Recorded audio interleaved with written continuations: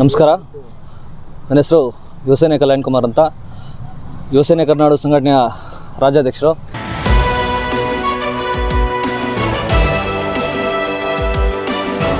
ನಮ್ಮ ಹೆಸರು ಅನಿಲ್ ಕುಮಾರ್ ಅಂತೇಳಿ, ಯುವಸೇನೆ ಕರ್ನಾಟಕ ಸಂಘಟನೆಯ ಸಂಸ್ಥಾಪಕ ಅಧ್ಯಕ್ಷರು. ನಮಸ್ತೆ, ನನ್ನ ಹೆಸರು ಈಕಂಬಳ್ಳಿ ಮಂಜು ಅಂತ, ಯುವಸೇನೆ ಕರ್ನಾಟಕ ಜಿಲ್ಲಾಧ್ಯಕ್ಷರು.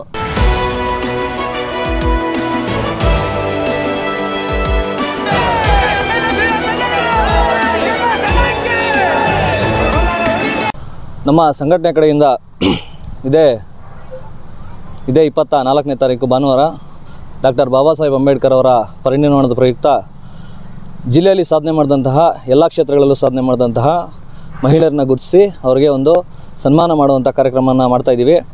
ಪತ್ರಕರ್ತರ ಭವನ ಕೋಲಾರ. ಇಲ್ಲಿ ಈ ಒಂದು ಕಾರ್ಯಕ್ರಮದ ಅಧ್ಯಕ್ಷತೆಯನ್ನು ನಮ್ಮ ಶ್ರೀನಿವಾಸಣ್ಣವರು ವಹಿಸ್ಕೊಂಡಿದ್ದಾರೆ. ನಾಳೆ 24/12 ಪತ್ರಕರ್ತರ ಭವನದಲ್ಲಿ ಶ್ರೀನಿವಾಸಣ್ಣವರ ಸಮ್ಮುಖದಲ್ಲಿ ಕಾರ್ಯಕ್ರಮ ನಡೀತಿದೆ. ಅದೇ ರೀತಿ ಈ ಒಂದು ಕಾರ್ಯಕ್ರಮದ ಉದ್ಘಾಟನೆಯನ್ನು ನಮ್ಮ ಮಾನ್ಯ ಜಿಲ್ಲಾಧಿಕಾರಿಗಳು ಹಾಗೂ SP ಸಾಹೇಬರು ವಹಿಸ್ಕೊಂಡಿದ್ದಾರೆ. ಇದೇ ಡಿಸೆಂಬರ್ 6ನೇ ತಾರೀಕು ಬಾಬಾ ಸಾಹೇಬ್ ಅಂಬೇಡ್ಕರ್ ಅವರ ಪರಿನಿರ್ವಾಣದ ಪ್ರಯುಕ್ತ ನಾವು ನಾಳೆ 24ನೇ ತಾರೀಕಿನ ಈ ಕಾರ್ಯಕ್ರಮ ಹಮ್ಮಿಕೊಂಡಿದ್ದೀವಿ. ಈ ಕಾರ್ಯಕ್ರಮದಲ್ಲಿ ವಿವಿಧ ಕ್ಷೇತ್ರಗಳಲ್ಲಿ ಸಾಧನೆ ಮಾಡಿರುವಂಥ ಮಹಿಳೆಯರನ್ನು ಆಯ್ಕೆ ಮಾಡಿಕೊಂಡು ಕ್ರೀಡಾ ಕ್ಷೇತ್ರ ಮತ್ತು ಶೈಕ್ಷಣಿಕ ಕ್ಷೇತ್ರ, ಕಲಾಕ್ಷೇತ್ರ, ವಿವಿಧ ಕ್ಷೇತ್ರಗಳಿಂದ ಆಯ್ಕೆ ಮಾಡಿಕೊಂಡು ಹೆಣ್ಮಕ್ಳಿಗೆ ಮತ್ತು ಮಹಿಳೆಯರಿಗೆ ಗೌರವ ಸನ್ಮಾನ ನೀಡೋದಕ್ಕೆ ನಮ್ಮ ಒನಗೆ ಓಬವ್ವ ಪ್ರಶಸ್ತಿಯನ್ನು ನೀಡಲಿದ್ದೇವೆ. ಈ ಕಾರ್ಯಕ್ರಮನ ನಮ್ಮ ಸಮಾಜ ಸೇವಕರು ಆದಂಥ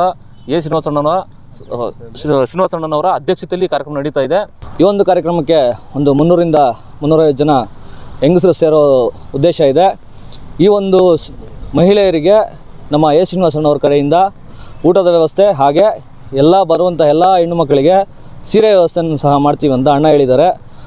ಈ ಒಂದು ಕಾರ್ಯಕ್ರಮ ಯಶಸ್ವಿಯಾಗಲಿ ಅಂತ, ಹಾಗೂ ಈ ಒಂದು ಕಾರ್ಯಕ್ರಮಕ್ಕೆ ಕೋಲಾರ ಜಿಲ್ಲೆಯ ಎಲ್ಲ ದಲಿತ ಮುಖಂಡರುಗಳಿಗೂ ಹಾಗೂ ಎಲ್ಲ ಪ್ರಗತಿಪರ ಸಂಘಟನೆಗಳಿಗೂ ಆಹ್ವಾನವನ್ನು ನೀಡ್ತಾ ಇದ್ದೀವಿ ಈ ಒಂದು ವಿಡಿಯೋ ಮುಖಾಂತರ. ಅಧ್ಯಕ್ಷತೆ ಬಂದು ನಮ್ಮ ಶ್ರೀನಿವಾಸಣ್ಣನವರ ಅಧ್ಯಕ್ಷತೆಯಲ್ಲಿ ಈ ಕಾರ್ಯಕ್ರಮ ನಡೀತದೆ. ಈ ಕಾರ್ಯಕ್ರಮಕ್ಕೆ ಎಲ್ಲರೂ ಹೆಚ್ಚಿನ ಸಂಖ್ಯೆಯಲ್ಲಿ ಭಾಗವಹಿಸಿ ನಮ್ಮ ಈ ಕಾರ್ಯಕ್ರಮವನ್ನು ಯಶಸ್ವಿಗೊಳಿಸಬೇಕು.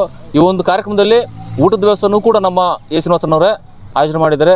ಈ ಕಾರ್ಯಕ್ರಮದ ರೂವಾರಿಗಳು ಅವರೇ ಮುಖ್ಯವಾಗಿ ನಮ್ಮ ಯುವಸೇನೆ ಕರ್ನಾಟಕ ಸಹಯೋಗದಲ್ಲಿ ಅವರ ಸಾರಥ್ಯದಲ್ಲಿ ಒಂದು ಕಾರ್ಯಕ್ರಮ ನಡೀತಾ ಇದೆ. ಈ ಕಾರ್ಯಕ್ರಮಕ್ಕೆ ಹೆಚ್ಚಿನ ಸಂಖ್ಯೆಯಲ್ಲಿ ಬರಬೇಕು ಅಂತ ಈ ಮೂಲಕ ನಾವು ಮನವಿ ಮಾಡ್ತಾ ಇದ್ದೀವಿ. ಜೈ ಭೀಮ್.